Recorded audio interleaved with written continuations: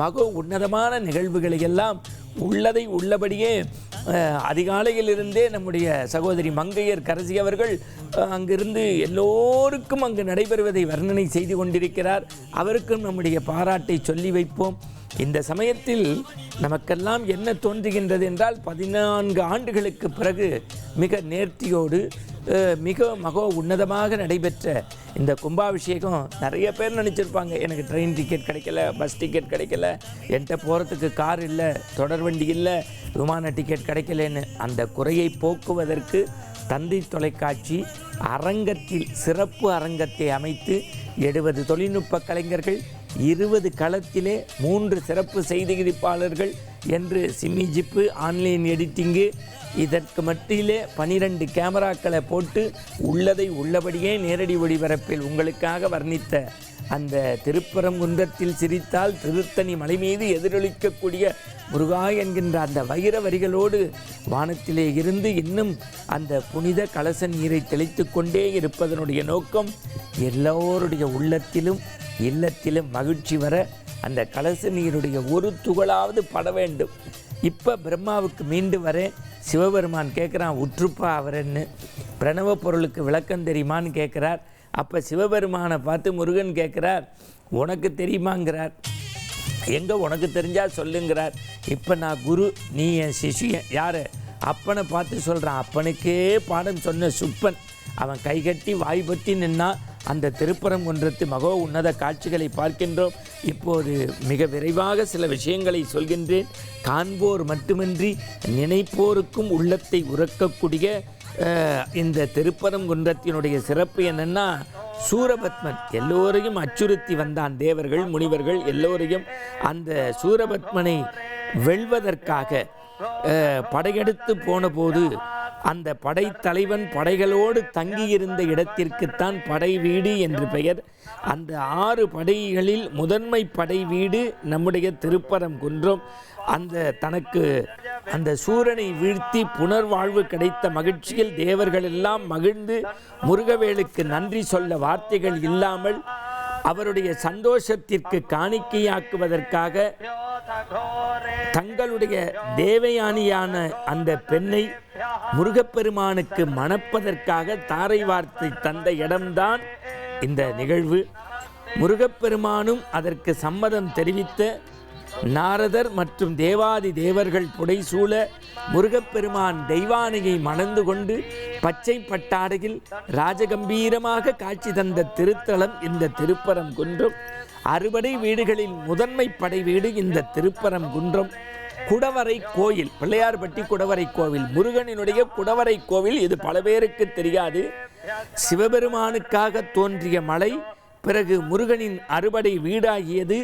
வடக்கில் கைலாய மலையைப் போல தெற்கில் உள்ள இந்த மலைக்கும் கைலாயம் என்று பெயர்.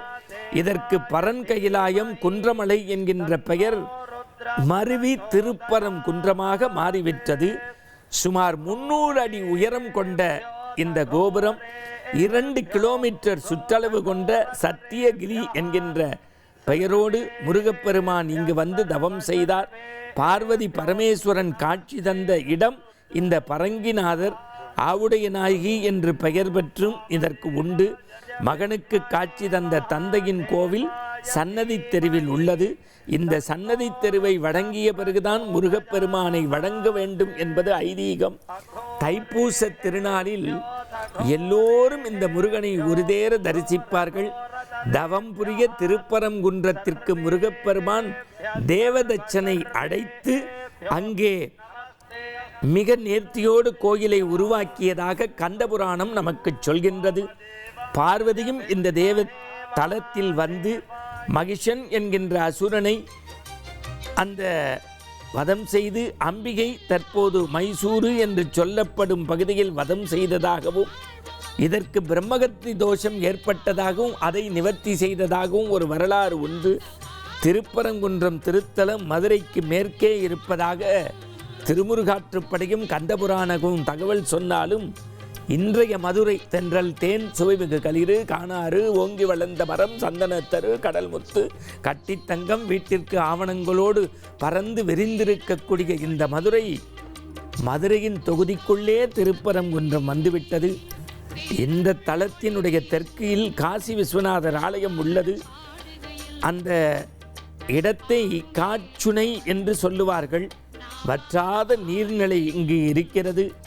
பல வண்ண மீன்கள் இந்த குளத்தில் இருப்பதை நாம் எல்லாம் பார்த்திருக்கின்றோம். அவை துள்ளி குதித்து வரக்கூடிய காட்சி. மலையடிவாரத்தில் சத்திய குயம் என்கின்ற பெயரில் இன்னொரு தீர்த்தம் இருக்கின்றது. இங்கு குளித்தால் மிக நேர்த்தி என்பார்கள். இங்குதான் தெப்போற்சவம் நடைபெறும். அதற்கு கீழே சரவண பொய்கை, முருகப்பெருமான் வேடினால் தோற்றுவிக்கப்பட்ட புண்ணிய தீர்த்தம்தான் இந்த சரவண பொய்கை. உச்சியை நோக்கி சென்றால் குன்றின் வடபாகத்தில் முருகன் கோயில் கம்பீரமாக பரவசம் நமக்கு ஏற்படுத்துகின்றது. உள்ளே நுகர்ந்தபோது அகன்ற மண்டபமும் மண்டபத்தின் தூண்களினுடைய வேலைப்பாடுகளும் நம்முடைய மெய் சிலிர்க்க வைக்கிறது. பக்கத்தில் உள்ள லட்சுமி தீர்த்தம் பக்தர்களினுடைய சிறு சிறு காகித பொட்டலங்களோடு அங்கே காட்சி தரக்கூடிய உப்பையும் மிளகையும் இங்கே இடுகின்றார்கள். இதனால் சரும நோய், தோல் நோய் சரிபடுகின்ற காட்சிகளை பார்க்கின்றோம். இப்படி குந்திருக்கும் இடமெல்லாம் குமரன் இருக்கும் இடம் என்று சொல்லக்கூடிய இந்த முருகப்பெருமானுடைய திருக்கோயில் 150 அடி உயரமுள்ள 7 நிலை ராஜகோபுரத்தை தொடர்ந்து திருவாட்சி மண்டபம். இங்குதான் பங்குனி உத்திராவில் திருமண விழா முருகப்பெருமானுக்கு நடைபெறுகிறது. ஜேட்டாதேவி, கலைக்கோட்டு முனிவர், மிகண்ட அகண்ட நாராயணர், இங்கே மூர்த்தி எய்திய பரசுலாவர், வியாசர், அதிகார விநாயகர், இரட்டை விநாயகர் எல்லாம் மகாமண்டபத்தில் இருக்கும். சிறிது தொலைவிலேயே உங்களுக்கு பார்த்தா இரட்டை விநாயகர் அருள்பாலிப்பார். மயில், நந்தி, மூஷிகம் 3 வாகனங்கள் காணப்படும். அதிகார நந்தி, அருணகிரிநாதர், பஞ்சலிங்கம், சனீஸ்வரர் தனித்தனி சன்னதி உண்டு. கருவறையில் கல்யாண முருகனை அடைய படிகள் என்று 6 படிகள் ஏறி செல்ல வேண்டும். இந்த கர்ப்பகிரகம் பிற கோயில்களில் உள்ளதை போன்று கட்டிட அமைப்பு இருக்காது. திருப்பரங்குன்றம் மட்டும்தான் குடைந்து குடைந்து உருவாக்கப்பட்ட குடவரை கோயில். வானில் சூரிய சந்திரர் காட்சியாக இருக்க, கலைமகள் பார்வையாளராக இருக்க, நாரதர் ஆசி கூற, வேதகுஞ்சரி என்கின்ற தேவயானையோடு அமர்ந்த கல்யாண கோலத்தில் முருகன் காட்சி தருகின்றான். அரோகரா அரோகரா அரோகரா அரோகரா என்று 1000 முறை சொன்னாலும் இங்கே தெரிந்து கொள்ள வேண்டும். தேவகுஞ்சரி தேவானையோடு அமர்ந்த கல்யாண கோலத்தில் முருகன் காட்சி தரக்கூடிய முதல் படை வீடு. இங்கே இடது காலை மடக்கி வலது காலை தொங்கவிட்டு நேர் பார்வையாக நோக்க, தெய்வானை பக்கத்தில் பணிந்து பக்தியும் காதலும் பொங்க அவனை தொழும் நிலையில் பார்த்து கொண்டிருப்பான். கீழ்ப்பகுதியில் யானை, மயில், சேவல், ஆடு வாகனங்கள் உள்ளன. யானை இங்கே எப்படி வந்தது என்று கேட்கலாம். இந்திரனின் வாகனமான ஐதாவர யானை தெய்வானையை பெரிய மனமில்லாமல் இங்கே வந்ததாக நமக்கு ஐதீகம் சொல்கின்றது. பரங்கிநாதர், சுப்பிரமணியர் சன்னதிகளோடு ஆவடை நாயகி சன்னதியும் அடுத்ததாக ஆளுயரத்துக்கு மேலாக காட்சி தரக்கூடிய அர்த்த சித்திர வடிவின் கற்பக விநாயகரும் காட்சி தருகின்றார். இப்படிப்பட்ட இந்த திருக்கோயிலினுடைய அறுபடையினுடைய புராண கதையும் மிக நேர்த்தியாக பிரபு சங்கர் என்கின்றவர் அச்சிட்டு அங்கே எல்லோருக்கும் வழங்கிய அந்த முருகப்பெருமானுடைய பெருமை பேசக்கூடிய இந்த தலத்தினுடைய வரலாறுகளை நாம் தெரிந்து கொள்ள வேண்டும். இன்னொரு சிறப்பு என்னவென்றால், சுப்பிரமணிய புஜகத்தில் பரசுகங்களை ஒருங்கே அளிக்கின்ற கடவுள் முருகன் என்று குறிப்பிடுகின்றார் ஆதிசங்கர பகவத்பாதா. கிழக்கு, மேற்கு, வடக்கு, தெற்கு என்று பயணம் செய்து இருக்கு யஜுர் சாம மதர்வனம் என்று 5 வேதங்களையும் குடித்த ஆதிசங்கர பகவத்பாதா அந்த சுப்பிரமணிய புஜங்கத்தில் சொன்ன பர சுகங்களை ஒருங்கே அளிக்கக்கூடிய முருகன் மெய்ப்பிப்பது போல அழகுணர்ச்சியும் பக்திக்கும் விருந்தாக காட்சி தரக்கூடிய இடம் இந்த திருப்பரங்குன்றம். முருகப்பெருமானின் கருவறை அருகிலே மற்றொரு கருவறை வேறு எங்கும் கிடையாது. அங்கே பெருமானுக்கு மகாலட்சுமியும் மதங்க முனிவரோடு கனிவு பொங்க காட்சி தரக்கூடிய காட்சி உண்டு.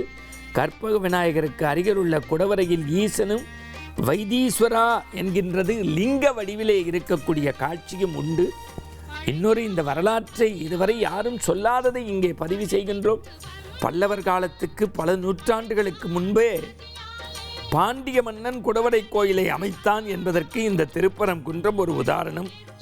முதல் குடவரை முருகக் கோவிலாக காட்சி தரக்கூடிய இந்த திருப்பரங்குன்றம் பிற்காலத்தில் பாண்டிய காலத்தில் சிறப்புற பெற்று நாயக்கர் காலத்தில் அழகிய மண்டபம் இந்த கோபுரமாக ஒடிவெடுத்தது. அதைத்தான் 14 ஆண்டுகள் கழித்து குடமுழுக்காக பார்த்து கொண்டிருக்கின்றோம்.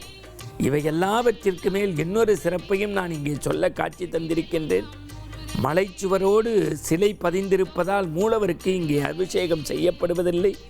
மாறாக அத்தனை திருக்கரத்தில் உள்ள வேல் படைக்குத்தான் முருகனுக்கு புனுகும் எண்ணெய் காப்பும் இங்கே சாத்தப்படுவதுண்டு. மூலவர் பிரகாரத்தை வலம் வர வழி கிடையாது என்பதால் கிரி பிரதட்சணமாக 3 கிலோமீட்டர் மலையே வரக்கூடிய அந்த பிரத்யேக காட்சியை பார்க்கின்றோம். முருகனுக்கு பங்குனி உத்தரத்தில் தெய்வானையை திருமணம் செய்து கொண்டான் என்பதை ஒவ்வொரு வருடமும் இங்கே தனி சிறப்போடு விழாக்கோலம் காண்கின்றார்கள். பங்குனி உத்தரத்தன்று வந்தால் தங்க கவசத்தோடு முருகப்பெருமான் இந்த கும்பத்திற்கு கீழே உள்ள கருவறையில் மின்னி மிளிர்வார். தெய்வானையை மணந்து கொண்ட இந்த தலத்தில்தான் அற்புதத்தை நிகழ்த்தி காட்டியிருக்கின்றார் முருகன். அதுதான் தமிழ் அற்புதம்.